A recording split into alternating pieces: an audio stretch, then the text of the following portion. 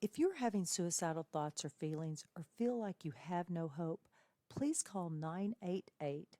There, you can talk to someone who not only cares about your story, but cares about you. Please reach out today.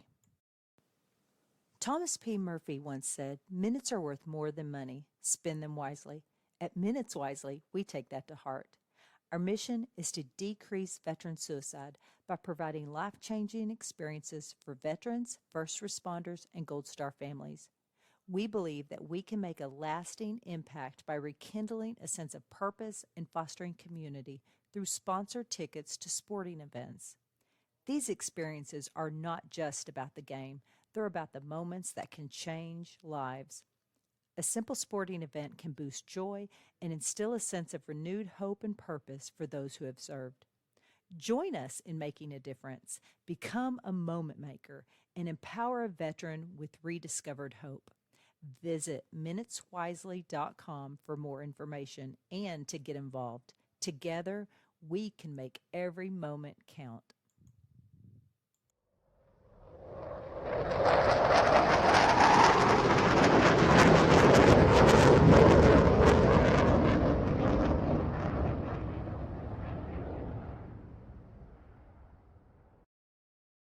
All right, man. Welcome back to another episode of TSP.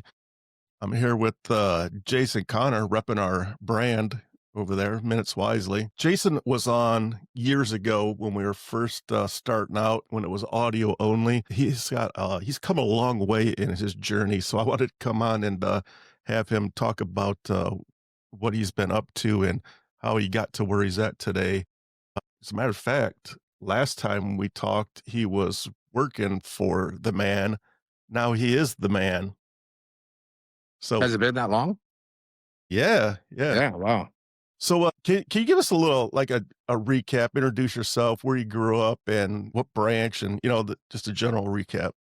Yeah. What's up, everybody? Well, first, thanks for having me on. My name's Jason Connor. Grew up in just north of Los Angeles, California. So, Richard, if you know where like Dodger Stadium is, like 45 minutes north or so, if I remember correctly. But stayed home till I was 20, and then left and went in the Army.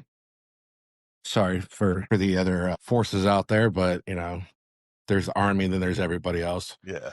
Moving on. No, went in the Army, stayed just a little over about 8.5 years, active duty. Traveled all over, went to combat. My unit was actually the first to deploy for Army Conventional Forces in response to the attack on terror for 9/11. So went over there and kicked some dirt around for 6 months.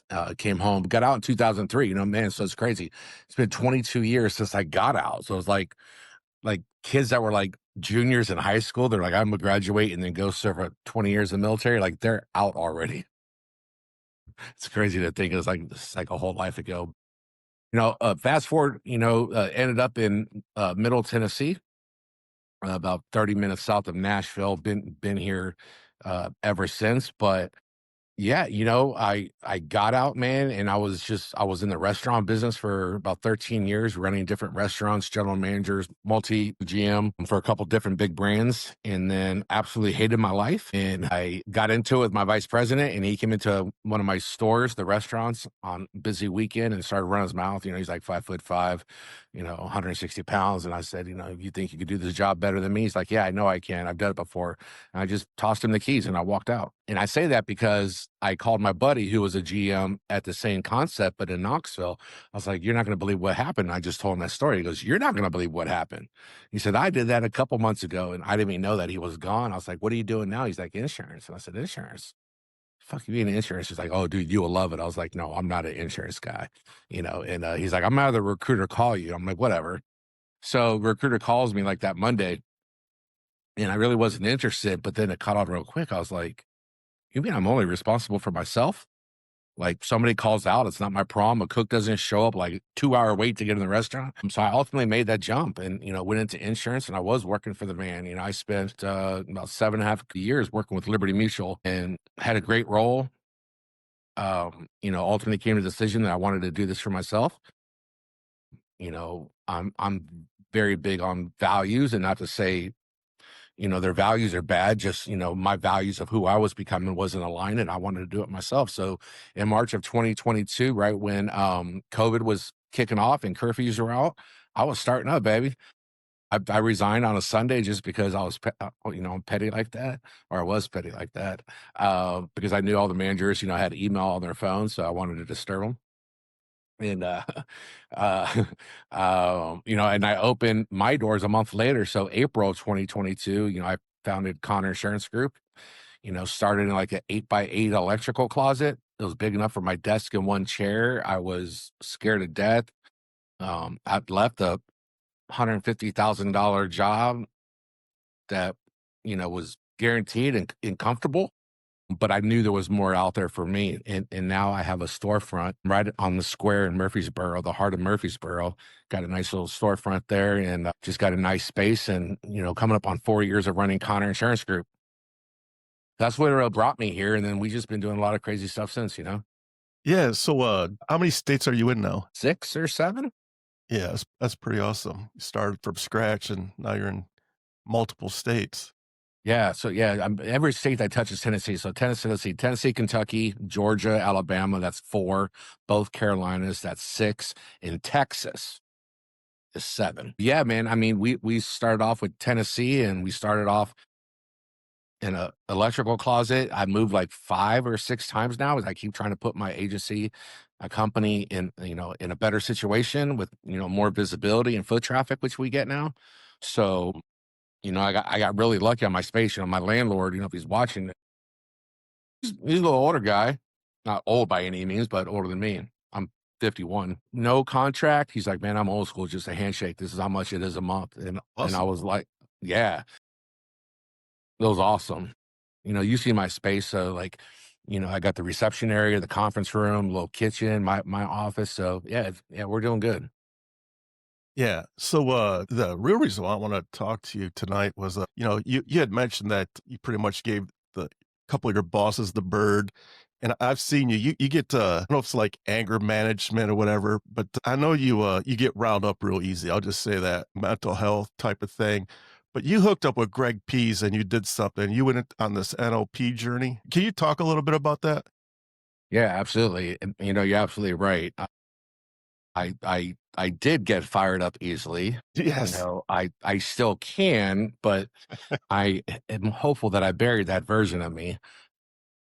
I'll be honest, just to lightly touch on that. Obviously, I'm a Scorpio.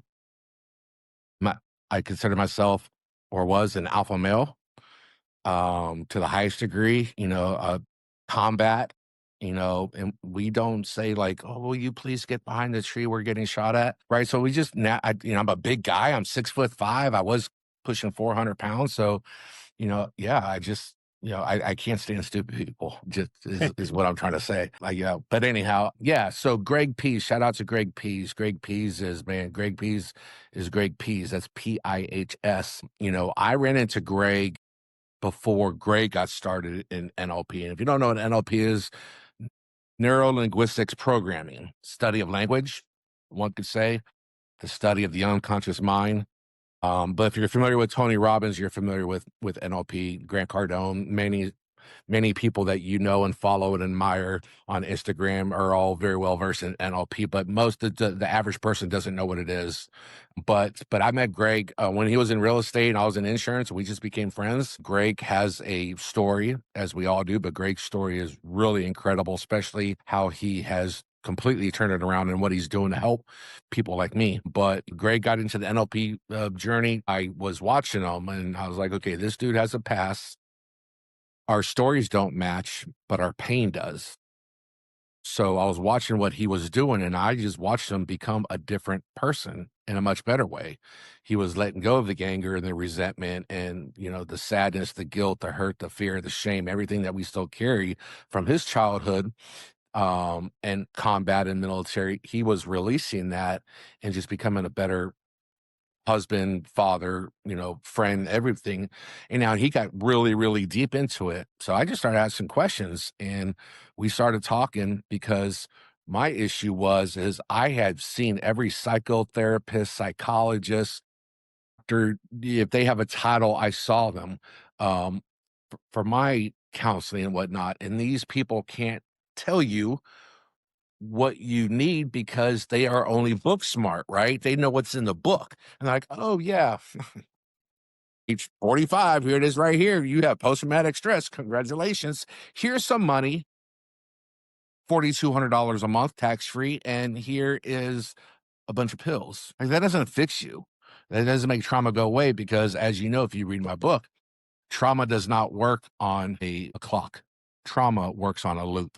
So it doesn't care if you subdue it away or how many wins you stack, like the trauma is going to come back. Anyhow, so we find Greg and just start doing the work. And he says, come to one of my events called Step Into Your Power. It's $99. That's 12 hours and you're going to do some crazy stuff. Nothing else has worked to this point. Let's go.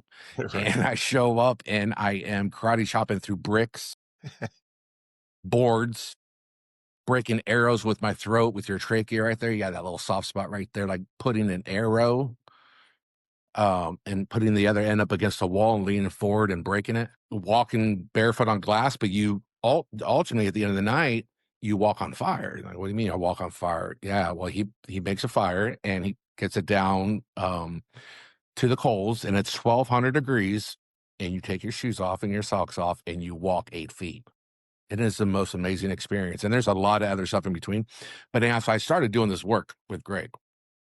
So Step Into Your Power. So I went to a bunch of those events. He has them several times throughout the year here in Middle Tennessee.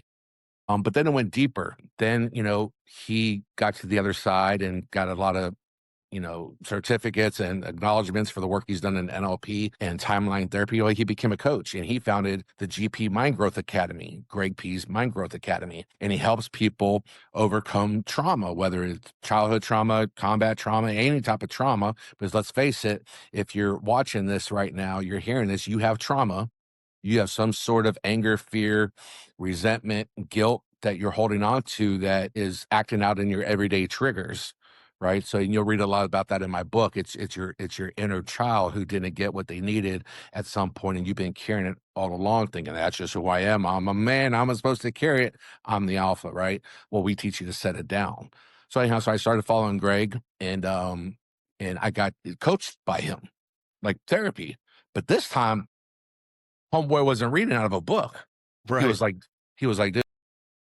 3:00 in the morning. I'm walking in Iraq, looking for Saddam, blah, blah, blah, taking shots, boom, boom, like walking by dead bodies. I'm like, you know what? I'm like, oh, this dude gets it. This dude gets it right here. So I'm like, and so the more I knew he got it, the more I opened up. Well, I went through his coaching program. I went through all of his therapy. I got certified in NLP myself. I went an extra layer, became a master practitioner through his academy in NLP. So now I could take clients on if I chose to do that. I also got certified in timeline therapy, which is where we put you in a quantum and take you back to certain points of your life spread on your timeline. And we drop you into that to address it as you are, as the adult today, talking to your inner child who still may be scared, hurt, resentment, right? So I just did all the training. I did all the coaching. I did everything. But then Greg was like, I'm going to become a firewalking instructor. Right. Well, I did that before he started doing Step in Your Power, but Greg became a firewalker. I was like, so the stuff I've been doing with you, I become an instructor. And plus there's so much more that goes into firewalking. So I reached out to the same place he went through, which is Fire Institute Research and Education in Delaware, to Joe White, who is one of the most regarded trainers in firewalking there is. Like, this is the guy. This is the guy. Like, his original company was like Tony Robbins was a part of. I'm not sure the exact story, but you go to Delaware. So I was like, we're going to Delaware. And my wife went with me because she knew she was going to have to baby my feet. But for 4 days, I took instruction on how to become a firewalking instructor. So now I could do these events with Greg, do them on my own, do them for corporations, do them for companies, for retreats, or just for anybody, church groups, like anybody that wants a group of guys, women who want to have a breakthrough. All we need is like a good acre with no trees, a nice clear night, and we come in and make the magic happen. And I've been a part of several as these for with other firewalking instructors who put them on locally for big clients. They'll call me, say, hey, come help or whatever. So I went and did that. So when you go through, there's a lot of mental to it as well as physical. you start rewiring your nervous system. You start unlearning those old blueprints that you were raised with, right? So, and I'm sure you could have some questions. So I'm gonna save the deep stuff for that. But that's pretty much the story with me and Greg. And now we're a sounding board for each other. Like if you have one Greg Pease in your life, man, I mean, the guy, that is all you need. The guy, he has an incredible story from just tragedy to triumph. He has a book that became a bestseller. Like I said, so he wrote a book, I wrote a book, right? Just because you find that one person and they keep, and like, hey, like this been working and I'm trying to get better. Let's keep going, because let's be honest, like if you're listening right now and you consider yourself an alpha, you're nothing more than a broken man. And I don't say that out of disrespect. I don't mean broken as in you can't be fixed. What I mean is, when you go home at night and it's just you in the mirror, that mirror shatters when you look into it. Like you wash your face, you look up, you're broken at that point because nobody's around, the cameras are away, the buddies are gone, and you're broken because you want to set these things down, but you don't know how to ask for help because your buddies view you as weak.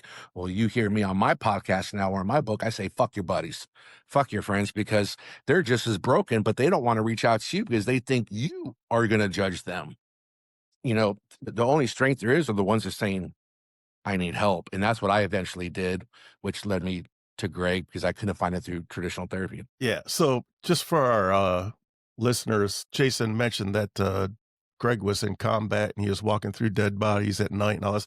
And I just want to let you know that's the light stuff that Greg Pease has been through. He's been through like more trauma than like 10 people couldn't handle. His story is unbelievable. But anyway, so firewalking, what does that actually do for you? 'Cause I don't understand. You walk on fire and I don't understand the concept at all. Yeah. Well, let me start with this. So when you show up on site, we'll have the fire that's burning down being managed by the fire team, and then we have a supplemental fire for like you to get warm and just like get connected with the fire. You can walk up to the fire and just start talking to the fire, because as we say, all fires are a she, by the way. She's beautiful tonight. Talk to her. She'll listen, because what you give the fire will give it back. And don't take it lightly. Like when I first saw it, I'm like, oh, this is one of those like Amish electrical fires. And I was like putting my foot on it and I was like, whoa. I was like, no, this is the real deal. But so what we do, so like you'll get around the fire and there's like little, maybe it's like some tribal chant music playing, right? Some humming just kind of gets you in that zone. And everyone's real quiet. Everyone's just sitting on a blanket, just taking it all in. Well, then at one point earlier in the day, you're going to write on a 1x1 white pine board what you no longer want to carry. You write it on the board, whatever, like the biggest thing that's holding you down right now. Maybe, I hate my mother, I hate my father, whatever the case is. You write it on this board, and we teach you how you're going to smash through that board with your hand. And sometimes we do it with the board on fire, which is really cool. But so you smash through a wall. On the other side of the board is what you're going to start doing, like what you're going to receive. So you're letting go of something and you're picking up something. So because I'm breaking through this, gestalt, anger, fear, hurt, sadness, whatever, I'm going to achieve this, right? So you break through it. Well, you carry the pieces to the fire, right? Because now you have to travel to the fire location, which is always relatively close. So as you're around the fire, then you go and if you like, you take that board and you walk up to the fire and you say whatever the hell you want. You can be there as long as you want, as quick as you want. And that's your moment that literally that happens. I see grown men break because they were waiting for this. They were waiting for somebody to trust to lead them through this. I don't see what they write on the board. That's just them. But you'll walk up and then you can submit that board to the fire and watch it burn. Then you'll get called up one at a time as the 8-foot lane is being laid. This is 1,200-degree coals, chopped real fine. The instructor, Greg, always walks first to make sure that the coals are safe to walk on. We have the fire team. When we say the fire team, like I could be there with like the hose running in case there's emergency. But I mean, anyhow. But then Greg will call you, or whoever's running the ceremony will call you up. And I don't want to tell people, I don't want to give away, but there's going to be 2 offerings. One offering represents masculine energy. One offering represents feminine energy. You can take as much or as little as you want of either or none. Then you walk up to the fire again.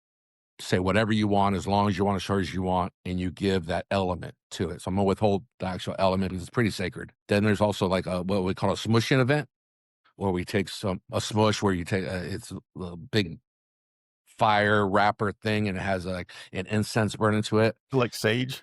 Like sage, yeah, burning sage. People hold their arms and feet out, and we just go over their mapping their body, right? And then you walk up to the fire, say whatever you want. And when you're ready, you walk.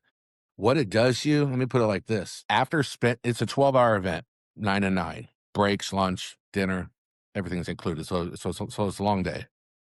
After you do like some of the physical elements you're going to do and the coursework that you're going to do and just all the education and words you're going to get. Normally I'm there at the Step in Your Power event. So after Greg's talking, here's like, hey, Jason, come. You've been through so many times. Like, you got the credentials now too, and just share them with them, kind of get their mindset right. You walk across that fire, there is no way you are the same person than you were 12 hours ago. Absolutely not. He offers, it's $99 for 12 hours, right? That price has never increased. Maybe something different for next year, but right now it's $99. And he offers a money back guarantee. Like, you walk across the fire and you'd be like, I didn't get nothing. He hands you $100 cash. So you actually make a buck, but that has never happened. That never will happen. But you are just a changed person. First of all, let's address the elephant here. There's no burns. We hate saying that word.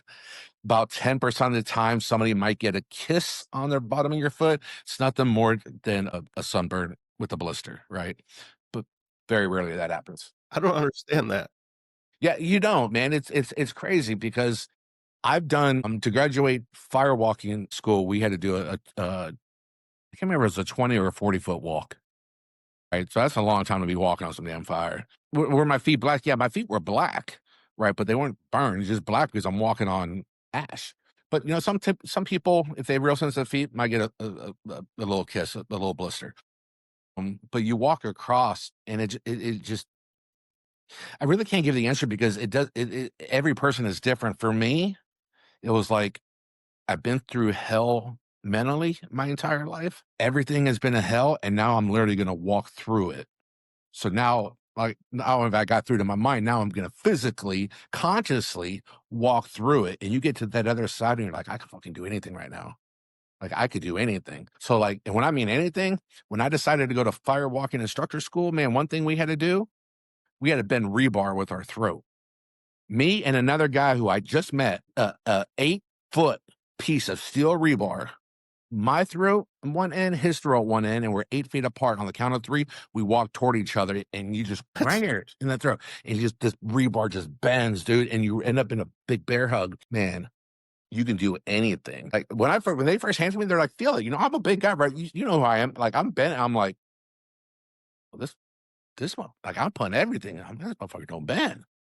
And I got to bend it with my throat and that guy's throat. And if you don't go at the same time with the same effort, you can hurt somebody. So it's a very closely watched instructor event. But anyhow, man, but you're a changed person. You realize that now, I don't mean change that like I'm good, nothing wrong with it anymore. Change to the fact that you realize there's a path out. You are now surrounded by, he normally has, I don't know, anywhere from 5 to 20 people there, right? Now you're surrounded by a core group of people that want the same thing you do, and you have a community now that it's okay. And then you spend more time with us and just start hanging out with us, and me, Gray, and some other people around just start poured into you from our experiences. It just sets that person who's ready to let go really of, that anger, of that alpha, persona, just to give them a way out. So the student, does he have to verbally tell the entire group what's bothering him too, what's holding him back, or is it something that you keep in and, To the participant who comes to the one-day event? yeah. You can share whatever you like to share. I mean, I've seen grown men break down and cry. I've had people say, I want to share. Some people say, I want to share what I'm experiencing. They're wide open with it. What about the people that are a little more reserved and they don't want to share, but they still want to show up and be a part of it? Say that? What do you mean? So just say, for instance, for me, I have a lot of issues too, but I don't like to talk about it. I'm the type of person, I'll just grab it. Okay, well, let's address this. Why? I don't know, man. I have a hard time talking about it. I think Why? Because that's how you're that's probably something you were raised with, a value that you're a man, you keep your feelings to yourself. I'm okay, I'm strong. And that's what we're trying to eliminate. yeah, yeah. Because here's the thing, right? For the people listening, your values determine your beliefs determine your behaviors. And we never want to change a person. You're like, man, what the hell's wrong with Jason? Blah, blah, blah. Someone's got to get a hold of him. He has to change. You don't want to change the person. It's not the person. It's their triggers we talked about. It's their inner child that's still acting out. We want to change the behaviors. Okay, how do we change behaviors? Well, I just told you. We have to change their beliefs. How do we change their beliefs? We have to challenge their values, because the values you probably still have, you got listeners right now, and you too, Fleek, you say, were ingrained in you, instilled in you between age 0 and age 7. Have you ever gone back and checked those values? Like, do you still believe in Santa Claus? Right. Yeah, I got Like, you. you know what I mean? Oh, okay. Well, you went back and checked that, right? Well, what about everything else? Like, I was raised Jewish, right? I go to church. That was a big problem with my family. I like ham. Oh, you're not supposed to eat pork. You know what I mean? So, like, I don't align with a lot of my value. Actually, I don't really align with any of the values I had as a child anymore, because I'm a grown man. I got my own values. Right. Yeah. And I think that's so I want to go back to you. That might be something you were instilled in, and you you're a man. You're not supposed to talk about your feelings, and that is why you see guys like Marshawn Nealon of the Dallas I Cowboys. was gonna bring that up. Yeah. You know what I'm saying? Because think of him, big dude, football player for the Dallas Cowboys, America's team, defensive guy. What? You're sad about what? He knew he didn't have an outlet. And that's the problem with mental health and the stigma. Is like, let's stop the I'm sorries and the condolences and the prayers and all that. And let's just start talking about mental health, because that's where it all starts, is mental health. And let's get real. The psychotherapists, like, great, they got all the degrees on the wall. Well, you know what? Greg has all the same plaques on his wall. They just come from real life university and not some book. And that's why, guys, you see about it, they'll go to the VA and kill themselves, because they're not getting help, because these VA therapists who I've went and saw myself, oh, this chick's the top of the line. I'm like, cool, let's go talk to her. It's the same BS. So what is it like to kill somebody? That's how they open. What the fuck do you mean? What's like? What do you think it's like to kill somebody? That's probably why I have to take 6 pills every night to go to sleep, so I don't have these horrible nightmares. Like, get the hell out of my face. But then you're like somebody like Greg and his academy, you know, that's where the magic happens. So if we can start talking about mental health and get to, like, I hope I'm not going off topic, but get to, like, Congress, even at the state level, and say, let's get funding for this non-traditional therapy, because this is shit that works. And we have living proof of it. Greg has living proof of it. Yeah. Does walking on glass, is that the same concept? It is. And that was my scariest thing, because if you remember, I had a blood clot several years ago. So I'm on blood clot medicine, right? And so the littlest cut can easily send me to the hospital, and it can be real bad. So it's 8-foot walk in a box of broken shard glass. And you walk barefoot over it. And you're walking like, just all these crunching and glass breaking. Like, that's my feet. Gives me anxiety just thinking about it. I was scared, and I said that, but there's first aid on site, and I knew where to go if I got cut bad. And you just got to trust the process.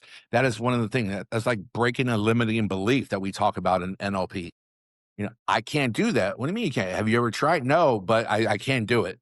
Well, that's a limiting belief. So let's try it, because if it doesn't happen, well, you already knew that, right? But you have an angel, we call them, or a spot, or somewhere where you can put your arm on their shoulder. They can't touch you, so they're just walking like this, just kind of impact, and you just take one step, and you kind of feel it. Right? You're not bouncing up and down your feet, but just kind of, nothing stabbed me. I don't feel anything sharp. Good. I landed on a flat spot, and you go again. Now you're looking, you can see where you're going. I want to do an event where we do it blindfolded, because then you're really just coming down to a couple senses. But here's the thing: you don't get cut, man. Have people been cut? Yeah, okay. Someone might have a little nick, but nothing more than a quick, hydroperoxide and a dab and a Band-Aid, and you're good. And it was the most crazy. That was probably the most crazy experience for me because I did it with that condition that I have. And that's what this all goes back to, is just that mindset that I can do this Yeah. and apply it to any aspect of your life. Yeah. And this, really, I could tell just knowing you personally that it's definitely made a huge impact on your life for sure. I mean, I wouldn't be here without it. Let's just be honest. Without that and Holly and the kids, I needed something so bad at that point because I was struggling going through, the traditional therapy. And, like I said, we had to pay out of pocket. The insurance doesn't cover it and it's not cheap. This is like a life or death thing because when you get somebody, I received my 100% disability from the military for just post-traumatic stress. If you know anything about that, is that they said it was impossible to get 100% solely just for post-traumatic stress, that you need something else. Well, I had a bunch of other stuff, but I got 100% just post-traumatic stress with nothing in my medical records. Because this time, being through all the therapy and NLP study of language, unconscious mind, I was able to communicate and burble myself in such a way using such language. Quantum linguistics, if any of the listeners are familiar with that, is just it's a way to say something in a different way to get them to think, huh. Like, you ever hear somebody say, huh, I never thought about that before, right? Well, that means you're talking in quantum to them. They give them a different way of thinking. So I really challenged a lot of stuff, and I was just able to be honest, to get that, and I wouldn't have got that without the things that I went through. Yeah, that's awesome. And then is that what drove you to write your book? Can we talk about your book for a minute? Yeah. So parenting your inner child, finding the one you forgot, became a overnight bestseller on Amazon. You can still find it on Amazon. I actually just checked before our time here, is that I launched over 2 months ago. And if you know anything about Amazon books, you fall out of the rankings quick because people are coming into that category every day with new releases. But I'm still top 150. I was actually 149, and that's the highest I've ever been. Obviously, I got number one. I got the bestseller, and then you slowly start going down the rankings. But I know another buddy of mine. He wrote a couple books, and he published right about the same time I did, and he's already like in the thousands. So that means my book's still selling. People are leaving reviews, and it's making good impact. But what really led me to the book is that, excuse me, I realized that the majority of my triggers all started with my childhood. And I don't want to come out here and say I had a bad childhood. I was raised in a middle class home, two parents, they're still married. We were not abused. We were fed, we were clothed. They took care of us. But I'm talking the emotional aspect for me, that that relationship was never on the table, and they didn't do anything by fault. I know your podcast reaches a lot of people, so I won't be surprised if they hear this, but like, they raised me with what they thought was love. But I learned growing up, and when I started doing my therapy, that love has a lot of different meanings, right? And their love language is not my love language. And so I realized that it was all about the inner child. And then if we can go back and parent our inner child from who we are now, oh, that's where everything changes. Because one thing Greg did for me, Greg put me in quantum during our timeline therapy, and he took me back to a time where I met little Jason on a park bench. No, wait a minute. Stay with me here, right? You're gonna think I'm crazy. Like, we're together. Me and Greg are together, and I have my eyes closed, and he gets you in this real comfortable state. Like I say, licensed to hypnosis, all kind, but this is not hypnosis. Just really, really comfortable state, breathing, all that stuff. And he put you in quantum. And I went back and I saw Jason on a park bench. And man, we just had a conversation. He looked up, and it's in the book. It's like, man, where have you been? Because my inner child had a ton of unresolved needs that I just brushed off as, it's just who I am. This is what I've grown into, right? I can't change. Like, you know what everybody says, like, and he just offered a different perspective. And we got to a point where we had a relationship where he could tell me what he needed. And it sounds crazy. And we went back and worked on those things. So I decided to write the book, laid out, 15 chapters, and just started breaking it down with a lot of good concepts and just expanded on it. It was about a 5-month process. I worked with Dream Starters Publishing out of Pittsburgh, Pennsylvania, who I was introduced through Greg, because that's who Greg went through. Greg got a #1 bestseller. So again, Greg's doing it, I'm doing it. It's, it's like mama bear and baby bear. But I was like, let's go. This guy obviously knows how to produce a bestseller. And then I had like a 4-hour call with him where we broke each chapter down and we just went deeper, deeper, and deeper. And, we got the rough drafts and started making edits and stuff. I read the thing like, I don't know how many times. And even when I got the actual product, I'd read it and I'm like, oh, like I didn't catch that. But, if you ever wrote a book or you can understand, but I knew that we're not just crazy. We're just not wired this way. We have triggers. These triggers from our unmet needs of our inner child are still running the programming every day. We have to go back and unlearn the blueprint, right? Because then we have to go back and challenge those values. If not, we're still trying to live in a house that was built today, that was built by somebody else. And I just ultimately learned a lot about trauma and just overcoming trauma and just how to go back and rewrite the story. So I knew it was too good to keep it to myself and I wanted to share it and had no idea what I was doing. I was trusting Greg's publisher and I never met the guy in person, but we talked over text today. Great guy. And so we wrote the book and did a hard push for it, did a lot of marketing behind it. No ad spend on it. And it became the #1 overseller on Amazon. And not to toot my own, that sounds cool, but I know you have an international podcast and we always want to be truthful. It's not hard to get if you know anything about it. It's the most sales during a 3-hour period. That's all it is. So you tell everybody, hey, my book's launching tomorrow. Between this time and this time is the time to buy. If you buy it outside of that, thank you, but it doesn't count towards the bestseller. But then again, you got everybody else that you're competing against. Like the lady who got, #2 overnight was a doctor. Wow. That's what, yeah, pretty cool. So, I knew it was going to hit because this is not a book that honestly, this is a book that's just raw. It's my journey. It walks, it's not a 5-step fix program. It's just my journey of who I was, where I came from, what I've learned, how I've applied it, and now what I'm doing to help other men. So I wrote the book. I started my own podcast that we started called the Alpha Mirror, where we just really break down the theory of being an alpha and why you don't need to be that big, bad, barking guy wanting to fight everybody who I was to get what you want. You just have to use your language. I use NLP every single day. But yeah, so, the podcast, the book, it all just kind of fed itself. And now I also founded what's called R3 retreats, where we're going to start taking out either not necessarily veterans, but of course our focus is veterans, but anybody who's ready just to set it down. And that's where I'm leaving it. Anyone that set it down, we'll do these retreats where we'll get a, Airbnb cabin, somewhere right now. It's been in the middle of Tennessee or out by the lake. Get the boat out that we have and just do like a 3-4 day retreat teaching a lot of NLP techniques where we do a lot of these immersive events like the board breaking and the arrows and the firewalking and just really bring guys together. I did it last year. I had like 5 or 6 guys in this really secluded cabin. And these were 6 dudes who did not know each other, that were all alphas, that were all struggling. And we just said, if you can't be safe here, where else can you be? Let's just break it down. I mean, I had one guy there who was a former gang member of one of the most notorious gangs in South America. Some other guys there who one guy said he's how bad of a husband he's been and father and just like broke stuff down because they don't have an outlet for it.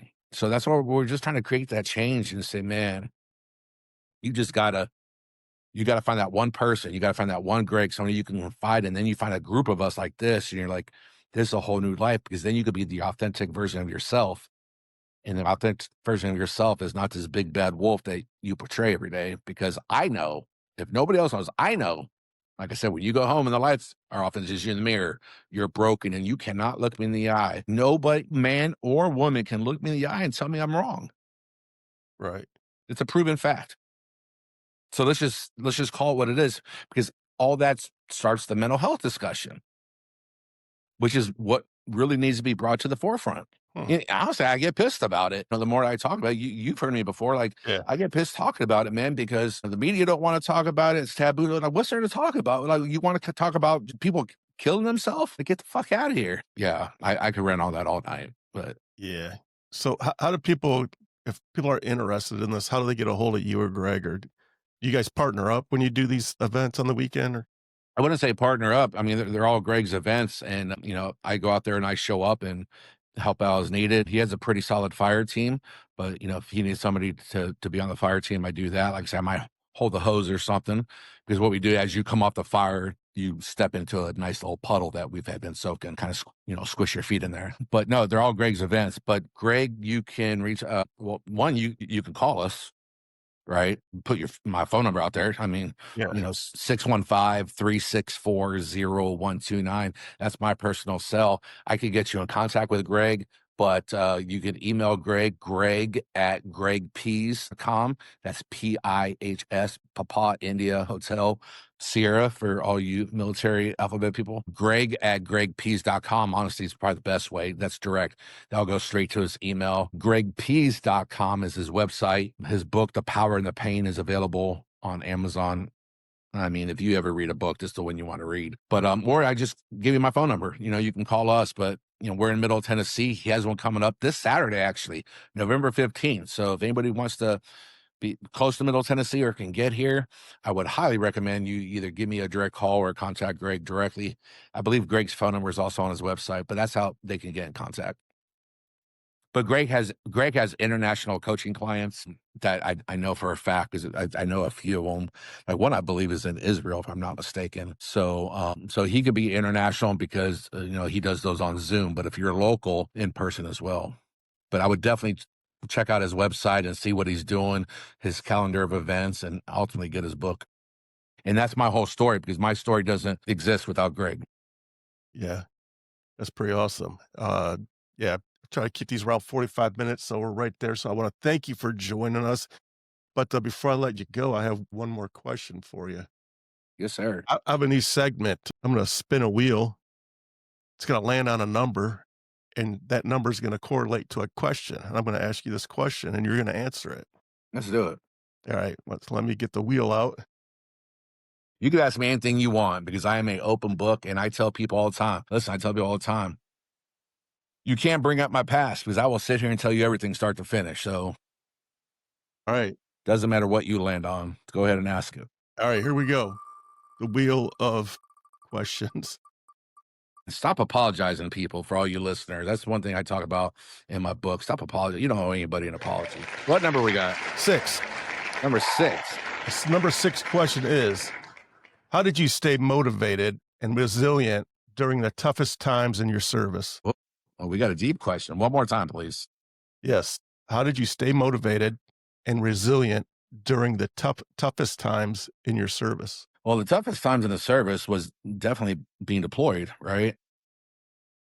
Prior to 9/11, when the world was perfect, like, you don't think about it. You train, so I was in the Army. For you listeners, 11 Bravo Infantry. At the time of 9/11, I was the infantry squad leader at Fort Campbell, Kentucky, right, with the 101st Airborne. I was in the Rockasans, 2nd Battalion, which is 3rd Brigade. Shout out. Anyhow, I say that to say, our unit was on DRF-1 when 9/11 happened. DRF-1, Deployment Ready Force 1, which means if there was ever a crisis in the world and the president gave orders, you're the first to deploy. Holy fuck, our unit was on DRF-1. Like, your bags are packed and you're deployed in 18 hours. So we deployed, landed in Germany, like a little refuel overnight stop, and then found out, who had ultimately claimed responsibility. Al-Qaeda, bin Laden, and we deployed, and we went over there to shoot them up, bang, bang, and led Operation Anaconda, which is the largest air assault ever conducted behind enemy lines. I stayed motivated by knowing that, I was an infantry squad leader, so I had men underneath me as young as 18 years old, mid-20s, we needed to make sure it made it home. So stayed motivated by, that camaraderie was deep, when you're sleeping on the front lines, but staying motivated by, one was the care packages. Well, first, I'm gonna say, first of all, motivation was the men. Absolutely, hands down. We, as leaders, we couldn't get down, because if we get down and they're looking up to us, if we show that we're scared, right, which feds this A-type personality and alpha persona, but if we get scared, we can't, they'll get scared, right? So kept the morale high, and then the care packages help with that. That was definitely big, motivated, because when you're deployed and you don't have access to anything that is resemblance of close to home, You get them care packages with those summer sausages and cheese whiz bottles, man. And that was really good. But it just ultimately the men, and it wasn't as it's really hard to say it wasn't as tough as you think it was because you don't know what to expect. I mean, it was definitely tough by all means, but yeah, just the men. I kind of got just almost emotional and like sentimental for a minute because you go back, like I had to go back to that time and answer that question, Right. right? Yeah, and just think about them because you know, got to keep them going. Yeah, for sure, man. You definitely a brotherhood, man. It's a brotherhood that can never be broken. That's for sure. Yeah, I remember saying, I still talk to a lot of the guys today. When we go to the Titans game, one of them, another buddy's a Titans season ticket member, so we always meet up at halftime and take a picture and say, "Oh, you big and ugly now, you big and ugly now," and the sort of thing. But yeah, we're not those young punks anymore. Yeah. All right. Well, I have a gift for you for coming on today. It's brand new. I just got it today in the mail. If it's Lions gear, I don't want it. Ah, I love it. It's my brand new challenge coin. Look at this. The middle swings around. That is amazing. I'm gonna have to get with you on who made that. That'll go good with my hoodie. You know what I mean? Yes. It's pretty dope. On the front side, it has our motto, which is where I got my name, Minutes Wisely. It's a quote that I heard years ago. It says, minutes are worth more than money. Spend them wisely, which is pretty much is what we nailed today, right? Yeah, On the backside, and this is who we support. On the backside, it says veterans, first responders, and Gold Star family members. So, I love it. Good work on that. yeah, so I'm going to get you one of these. And if you made it this far into the podcast, if you would like to support the show, I will be selling these on my website, minuteswisely.org.